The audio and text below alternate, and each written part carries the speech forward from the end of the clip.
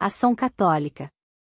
O decreto do Concílio Vaticano II Apostolicam Actuositatem, a propósito da ação católica, isto é, das várias formas de atividades e de associações que, mantendo uma mais estreita ligação com a hierarquia, se ocuparam e se ocupam com finalidades propriamente apostólicas, lembra a definição que mais comumente, no passado, era a elas atribuída: colaboração dos leigos com o apostolado hierárquico, capítulo 20. Trata-se de uma fórmula cujas origens remontam ao pontificado de Pio XI, de 1922 a 1939. Ela aparece, de fato, pela primeira vez, com palavras ligeiramente diferentes: participação dos leigos na missão própria da Igreja, numa carta do então secretário de Estado Cardeal Gasparri aos bispos italianos, de 2 de outubro de 1922. Inserida na sua forma definitiva nos Estatutos de Ação Católica Italiana de 1931, será mantida também pelos sucessivos pontífices. Para captar seu significado é preciso considerar o contexto doutrinário em que ela amadurece, focalizando, em primeiro lugar, a acepção que aí tem o termo apostolado.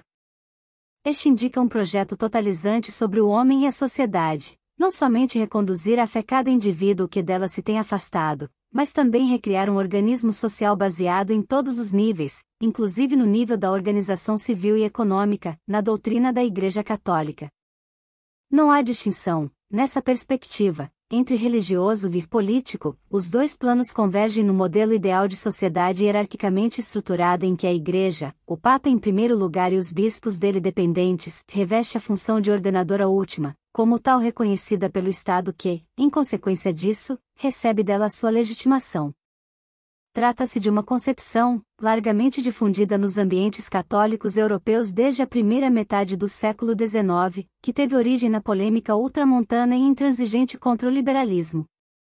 O termo ação católica, ou ação dos católicos, começa a ser usado, juntamente com o de movimento católico, a propósito das organizações de leigos militantes que se formaram em diversos países da Europa. As primeiras foram as da França, da Bélgica e as das regiões de língua alemã, em aberta oposição ao Estado liberal.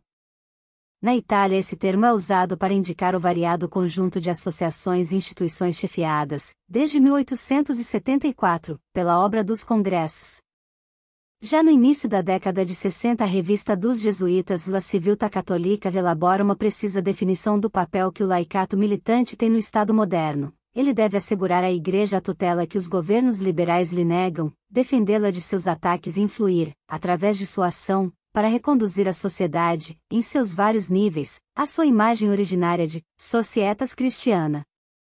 A intervenção política é um dos muitos instrumentos de que a ação católica tem o direito e o dever de servir-se, em obediência às indicações da hierarquia. É um direito que somente na Itália sofre limitações no que diz respeito à participação dos católicos nas eleições políticas, e isto com o intento de tornar mais eficaz o protesto contra a anexação dos Estados Pontifícios, que se concluiu com a tomada de Roma em 1870. O termo de ação católica foi dado pelo Papa Pio X, na Itália, a uma organização particular, após a dissolução, por ele decretada, da Opera del Congressi, 1903. A ação católica, que sucedeu a esta obra, não é mais um movimento que nasce da iniciativa autônoma do laicado, mas uma organização promovida pela hierarquia e por ela diretamente controlada. Inicia com Pio X uma série de revisões estatutárias que acentuam cada vez mais seu caráter centralizador, tornando-a um instrumento dócil que a Igreja pode utilizar no âmbito de sua estratégia geral de recristianização da sociedade.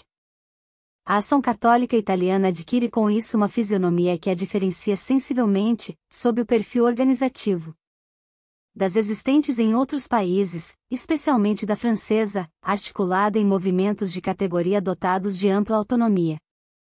Deve-se, também, considerar o caráter de modelo exemplar, que o papado atribuirá cada vez mais à organização da ACI, como aquela que melhor realiza o ideal do empenho do laicado nos confrontos com a Igreja e a sociedade. Intervindo diretamente na organização do laicado militante e dando um reconhecimento especial a uma associação específica, a Santa Sé entende também controlar o surgimento, no âmbito católico, de movimentos que, como a democracia cristã de Murri, coloquem, embora parcialmente, em discussão o seu projeto de sociedade e reivindiquem um espaço autônomo de decisão para o laicado na área política. A definição que Pio XI deu de ação católica sublinha a função subalterna que ela tem em relação à hierarquia, com cujo apostolado colabora em qualidade de mero executor. No quadro do acordo entre a Igreja e o fascismo sancionado pelos Tratados de Latrão, a ação católica ganha o espaço de formação de um pessoal capaz de influir nos vários níveis do Estado. Com a reconstituição da ordem democrática, no fim da Segunda Guerra Mundial, a ação católica não se limitará a fornecer quadros ao Partido Católico e a assegurar-lhe o seu máximo apoio eleitoral, mas exercerá sobre este partido a função de instrumento de pressão. Durante o pontificado de Pio XII. Não obstante se afirme a natureza puramente religiosa das funções da ação católica, não muda o quadro tradicional de referência, isto é, a perspectiva do retorno da sociedade à imagem unitária das societas cristiana, para cuja atuação a Igreja privilegia o instrumento da gestão direta do poder político por parte dos católicos. O pontificado de João XXIII e o Concílio Vaticano o marcam, no que concerne às linhas do discurso pastoral, um decisivo momento de mudança. O tema da opção religiosa, que se tornou central na ação católica do após-concílio, representa um distanciamento da concepção do apostolado acima mencionada e, embora parcialmente, um reconhecimento da autonomia da ação política em relação aos princípios que determinam a experiência do cristão. Como isso se concretizou? Qual a relação entre a persistência de formas de intervenção e de presenças típicas do passado e entre o surgimento de uma nova concepção de ação católica, fica ainda, em grande parte, um problema aberto.